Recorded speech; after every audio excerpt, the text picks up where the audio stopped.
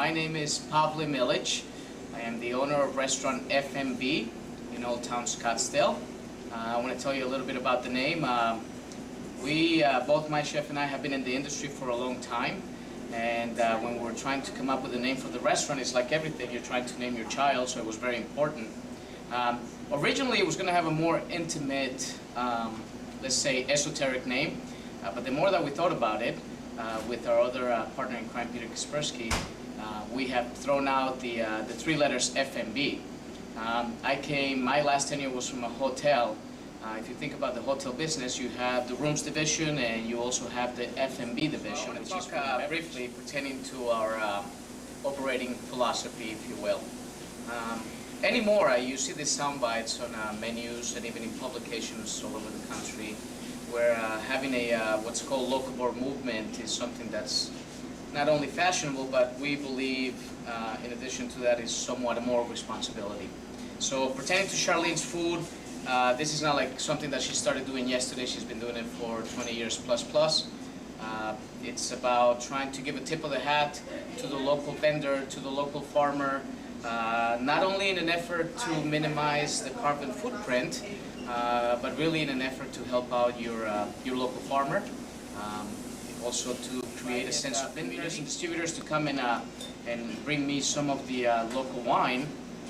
And in retrospect, it's a little embarrassing because I was telling some of these winemakers that, holy cow, these wines don't taste like they're from here, but indeed they are. So again, in retrospect, to all you Arizona winemakers, I'm very sorry, your wine is delicious.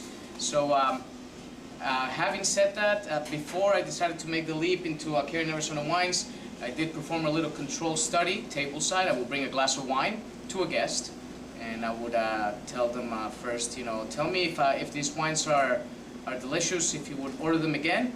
And then as a little sort of reward, if you can tell me either the origin or where the grape is from, I'll buy you dessert or I'll buy you an appetizer. I mean, the shtick, the spiel changed from table to table. But the important part of that little control study is that when they were guessing grape varietals that were from other regions. They never thought that it was from Arizona, but most importantly, they found the wines enjoyable, quaffable, and they would order them again. So to me, it was wonderful to be able to have a symbiotic relationship with the food and the wine, and still be able to champion the local cause and be able to help out the local vintner and to create a certain sense of community by giving each other a tip of the hat. In my opinion, different, unique. First and foremost, the size of the place. This little restaurant is a tidbit. We can seat maybe 36 guests. We have 8 little tables that are actually set up in the perimeter of a counter that accommodates 14 guests, and that's where both Charlene and Sasha cook. So first and foremost, it's a typically small for Arizona. Another little tidbit that makes us very different is you have both the owners taking care of you. Well, in addition to my wife, who is also an owner. Charlene is cooking in the counter with Sasha, and I am on the floor wearing various hats. I'm the host, the waiter, and in addition to that, I'll bus tables and I'll do whatever it takes, if you will. So you have ownership, pride. We have, I guess, 2 or 3 major regions where grapes are grown, but they're all less than 2 hours, 2.5 hours away. So I've had the opportunity to meet the winemakers, the vintners, and the issue of creating self-pride and getting all of us in the community involved. And it makes it for a more intimate dining experience versus just getting lost in the shuffle. We know all these people personally, and we can tell you where to go get their wines. And again, we're neighbors. We're part of the community. Chef, co-owner at FnB. This is a little restaurant that Pavle and I opened up about 3 months ago.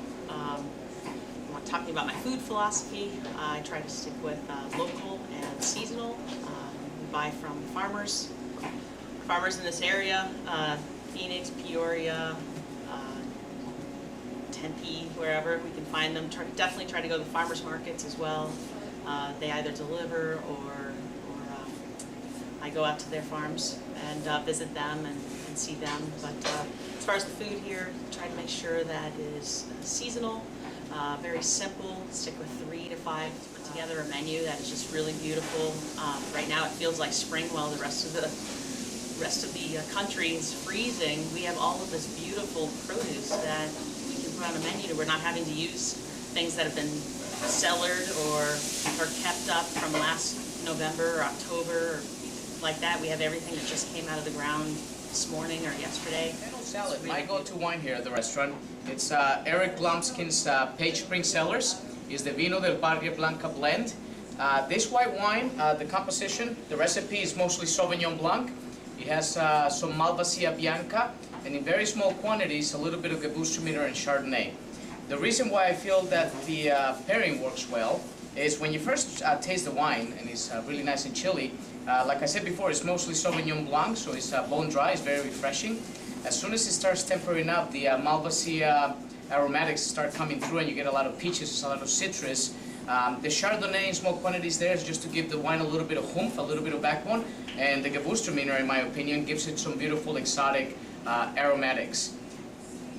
The wine is light, it's quaffable, it's refreshing, and it has a little tiny bit of perceived residual sugar, which goes very well with the citrus juices. The Malvasia is also a grape that is very sexy, it's light, and it echoes well with the citrus. And overall, the wine as a whole is a light. To go to Todd Bostock's Toscano. It gets its name, of course, because the makeup of the wine is mostly Sangiovese. Sangiovese, of course, is the grape of Chianti. This wine also has a little bit of Syrah, Petit Syrah, and Cab, which give the wine a little bit of oomph. It helps the Sangiovese a little bit. In the restaurant business anymore, Pinot Noir is, it's a choice that people call out for frequently. So when our guests come to FnB and they ask for a Pinot, this is my go-to wine. This wine it's refreshing, it's light, it drinks very similarly to a Pinot. And what I found intriguing about the wine is that it has very bright acidity. So in my opinion, the wine is almost refreshing for a red wine. And I love it because it does not take center stage to Charlene's dish. The chicken and the green garlic sauce, and especially the earthiness of the mushrooms. In essence, the dish is very rich in terms of flavors, but also at the same time is very light. So I wanted to pick a wine that was going to complement the sauce versus taking over. So I believe that the refreshing and light nature of the Sangiovese and the Toscano works. I mean, the only thing that you need with cheese is a little bit of tannins in red wine, and that's why most of the time when you go to wine tastings, they have cheese splatters everywhere because bigger style wines love fat. Tannins love fat. I love Sam Pillsbury Petit Syrah. This wine is it has great balance. It's supple, it's sexy, it's big without being overbearing. It has a beautiful fruit component. I mean, you smell this wine, it smells like a bowl of blueberries. Having said that, a little bit of this wine with again the richness and the fatty content of that cheese play perfectly well. This wine is not overly tannicky by any means, but the tannins are very well integrated. So both the creaminess and the soft tannins go perfectly well together. And in fact, you might, I mean, with this wine, it's so well balanced that you don't even need that much cheese, but I think the cheese is a perfect combination.